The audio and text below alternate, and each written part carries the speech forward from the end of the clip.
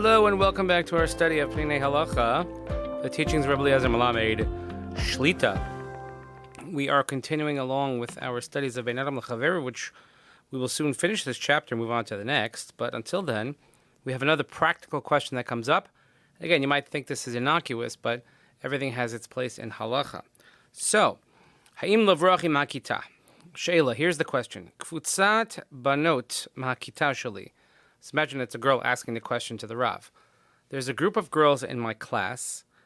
Hechlita sheze yeh me'od mishashe lehalayim pitom mibeit hasefer hatichoni lifnei hashir acharon. To put it in American terms, so the girls in my class want to cut last period. They're in high school, and they thought it would be a neat trick if they would just all disappear and miss the last period. Hamoreh or hamora tavo v'timtza et hakita reka v'lo tavin ma koreh. V'zeh yeh me'od matzchik. I'm trying to say it in my Israeli way because imagine an Israeli girl asking the Rav this question. So the teacher will come, she'll find an empty classroom, she won't know what happened, and it'll be very, very funny. However,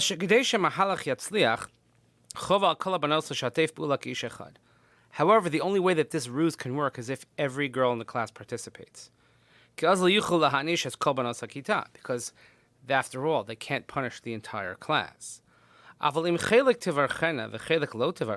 only half of them ditch, half run away, and half stay put, then the ruse will not work. And then, of course, those who run away have a better chance of getting punished. So here's the question. Ha'she'ela. Ha'im ani she'eneni rotzeh l'shtatef b'ta'alul hazeh tzricha levrachim kulam kedei shelo lifgoa b'achdus hakita o she'adif li hishe'er limrosh yitachem v'yitzchaku alai v'ulai ach yisrachaku me'chavertai. What's the choice I have here? This girl asks the Rav.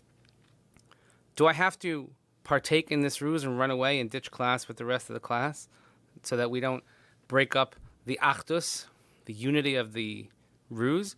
Or is it better that I should stay and suffer the consequences, meaning that socially the pressure, my friends will laugh at me and perhaps they'll kick me out of their friend group? Teshuvah, here is the answer. The ruse is prohibited because you're insulting the teacher. Person, as we have seen, that you're not allowed to cause pain to a person, you're not allowed to insult a person. How much more so that a person cannot insult or make fun of or cause pain to a teacher that teaches you Torah or any discipline. That's something that unfortunately today needs to be stressed, the respect that we have to have for teachers, which is sorely missing in many, many places.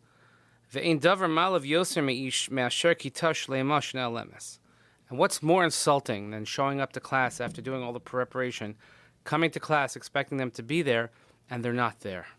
That's the most embarrassing, insulting thing. This is most certainly in the category of embarrassing someone publicly.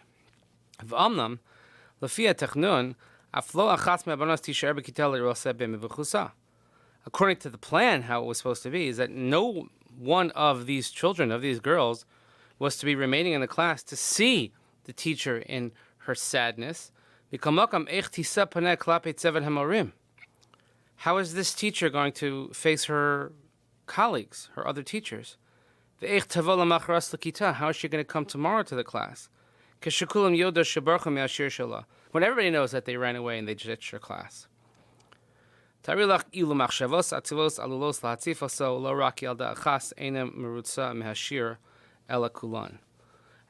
how sad it makes somebody that it's not just one person that left the class or wasn't interested, but it was the entire class.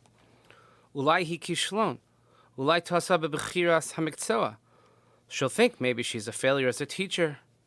Maybe she's teaching the wrong subject. Maybe she shouldn't be teaching at all. You have no idea what difficulties she may be facing in her own personal life. And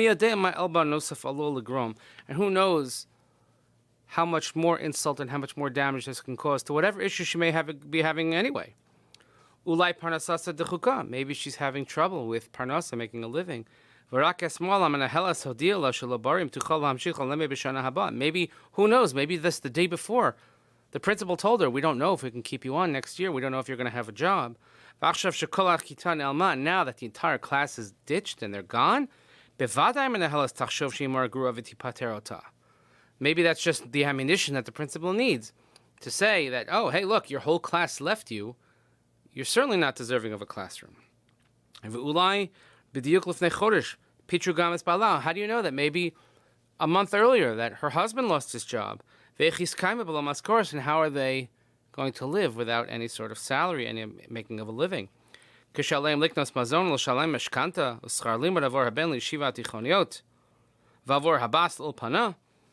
do you know that they're not going to have food? Maybe they won't have money to buy food, to pay taxes, to pay the educational expenses for their children. He writes here, 1,200 shekel for a chodesh. Ulpana is another 1,200 shekel for a chodesh.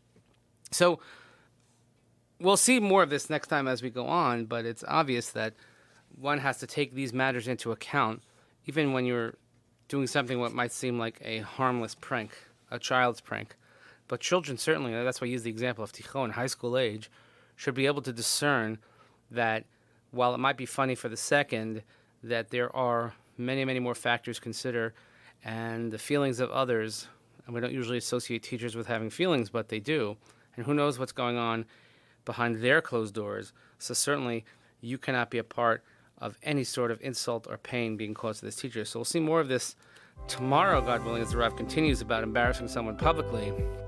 But as we're getting ready for the school year, we should always remind our children to teach their teachers and to treat their teachers with the utmost respect because of how much they give so that our children can learn. Till then, have a great day, and we'll see you here next time as we continue our study of Peninei Halacha, the teachings of Rav Eliezer Melamed Shlit.